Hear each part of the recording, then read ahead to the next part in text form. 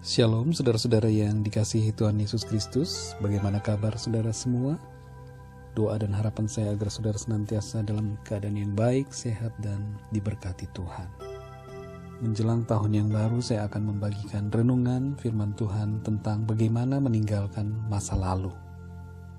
Hidup kita yang sekarang ini seringkali dipengaruhi oleh masa lalu kita. Masa lalu merupakan proses yang diizinkan oleh Tuhan untuk kita alami dan membentuk kita sampai kita menjadi seperti saat ini. Namun seringkali masa lalu itu menjadi sesuatu yang menghambat jalannya langkah-langkah kita apabila kita membiarkan pikiran kita terus terperangkap dengan masa yang lalu. Oleh karena itu, pada kesempatan saat ini saya ingin membagikan 3 hal mengenai bagaimana cara meninggalkan masa lalu kita. Yang pertama adalah berdamai dengan masa lalu.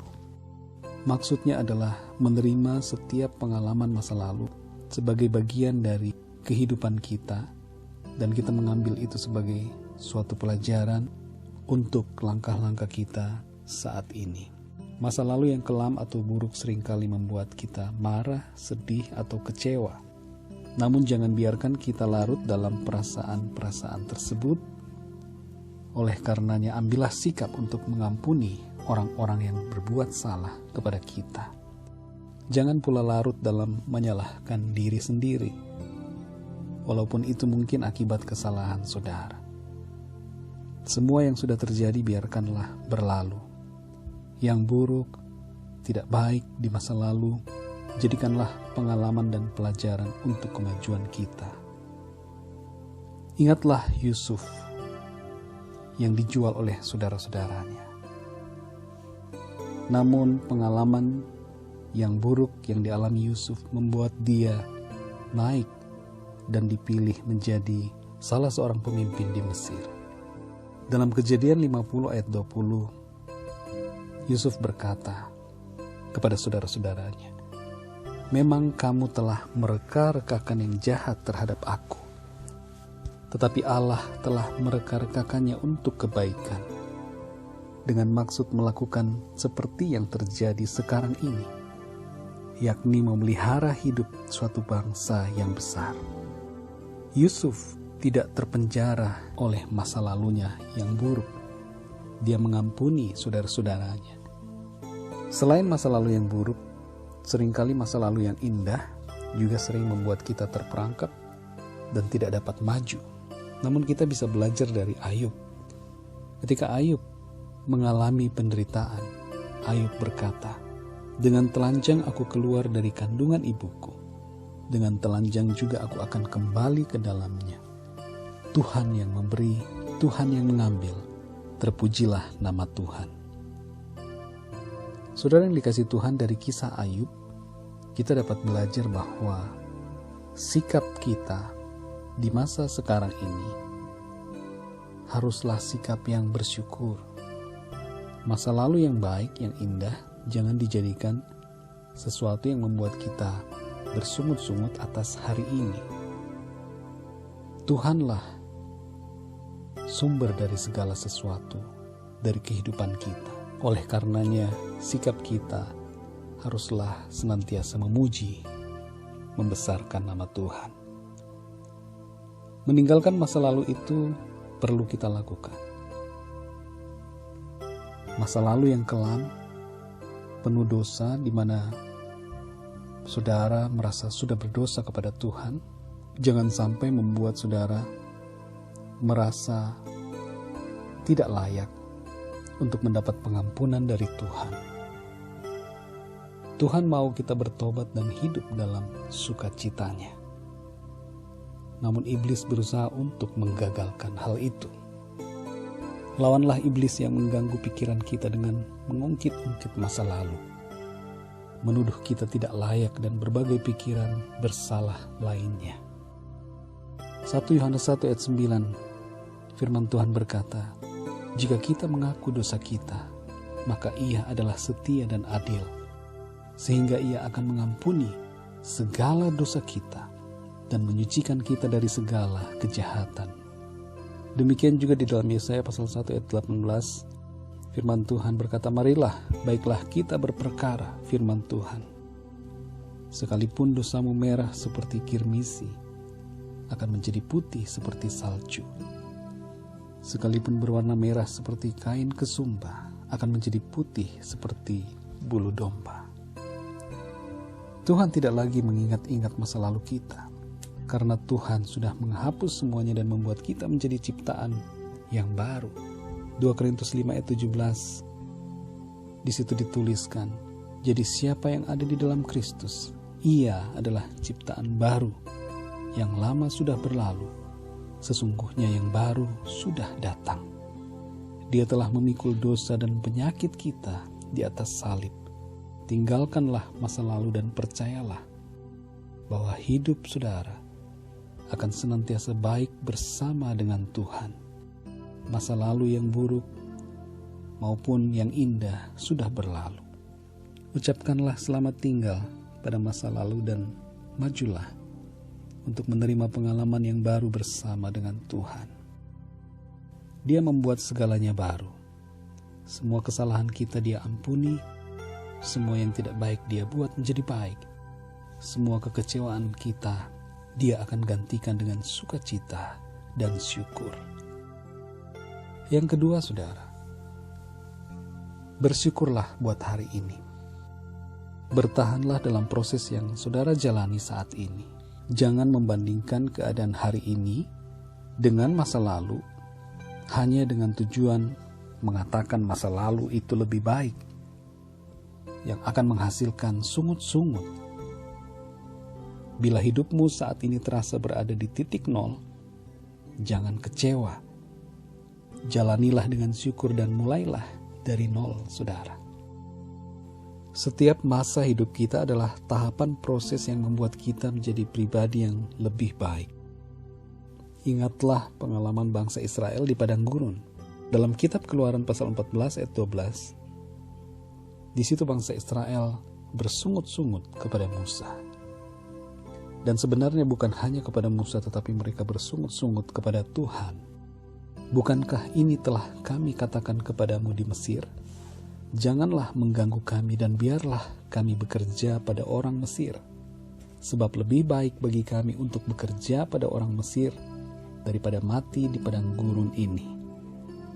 Saudara yang dikasihi Tuhan, situasi padang gurun membuat bangsa Israel bersungut-sungut kepada Tuhan dan menganggap bahwa hidup mereka di Mesir itu lebih baik.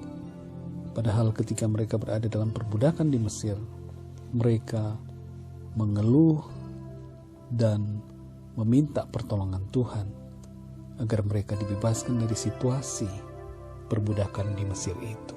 Kisah bangsa Israel merupakan pelajaran bagi kita untuk senantiasa menjalani hidup kita saat ini dengan syukur dan sukacita karena Tuhan. Yang ketiga, saudara, fokus menatap masa depan bersama Tuhan. Jalanilah hidup kita dengan fokus pada masa depan kita dan memandang pada janji-janji Tuhan. Dalam Amsal 23 ayat 17, di situ tertulis, janganlah hatimu iri kepada orang-orang yang berdosa, tetapi takutlah akan Tuhan senantiasa. Ayat 18, karena masa depan sungguh ada dan harapanmu tidak akan hilang. Jadi saudara yang dikasihi Tuhan, kita harus senantiasa percaya bahwa Tuhan menyediakan bagi kita masa depan yang indah. Harapan kita tidak akan hilang karena ada Tuhan yang senantiasa setia kepada janjinya dan akan memenuhi janjinya bagi kita. Berimanlah teguh pada janji Tuhan. Ibrani 13 ayat 5 berkata, janganlah kamu menjadi hamba uang dan cukupkanlah dirimu dengan apa yang ada padamu. Karena Allah telah berfirman, aku sekali-kali tidak akan membiarkan engkau dan aku sekali-kali tidak akan meninggalkan engkau. Ayat 6, sebab itu dengan yakin kita dapat berkata, Tuhan adalah penolongku. Aku tidak akan takut. Tuhan tidak akan pernah meninggalkan kita. Tuhan adalah penolong kita, saudara. Jadi ketika kita berjalan melangkahkan kaki kita di saat ini, fokus kita memandang pada Tuhan yang adalah penolong kita, dan kita percaya bahwa Tuhan akan selalu ada bersama kita sesuai dengan janji firman-Nya bagi kita. Jalanilah hidup kita dengan iman, sebab bagi Allah tidak ada yang mustahil. Berharaplah pada kasih setia-Nya, berlindunglah dalam anugerah-Nya. Janji berkat Tuhan bagi kita adalah kehidupan yang diberkati di bumi, karena Dia akan selalu menyertai kita. Matius 6 ayat 31, sebab itu janganlah kamu khawatir dan berkata, apakah yang akan kami makan, apakah yang akan kami minum, apakah yang akan kami pakai. Semua itu dicari bangsa-bangsa yang tidak mengenal Allah. Akan tetapi Bapamu yang di sorga tahu bahwa kamu memerlukan semuanya itu. Tuhan juga menjanjikan kehidupan kekal bersama Dia di dalam sorga. Jadi saudara yang dikasih Tuhan, sebagai bagian yang terakhir, biarlah kita selalu melangkah dalam fokus pada masa depan bersama dengan Tuhan. Janji Tuhan itu ya dan amin. Jangan melihat hal-hal yang lahiriah, tapi kita melihat hal-hal yang batiniah. Karakter kita sesungguhnya menjadi lebih baik.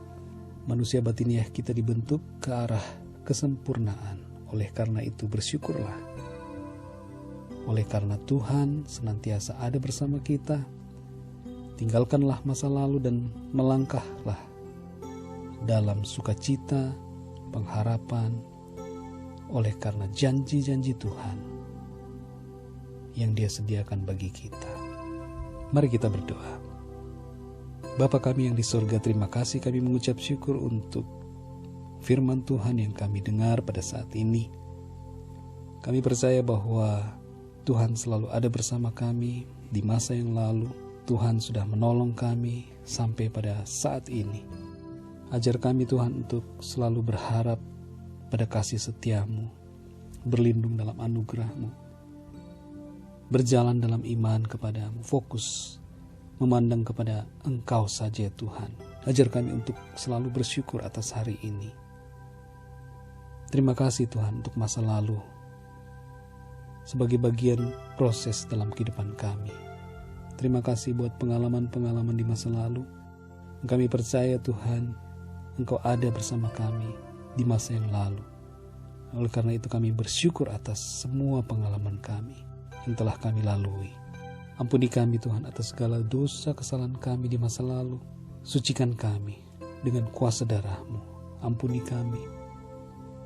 Tolong kami Tuhan untuk kami selalu hidup dalam kebenaran firman-Mu, berjalan dalam kehendak-Mu.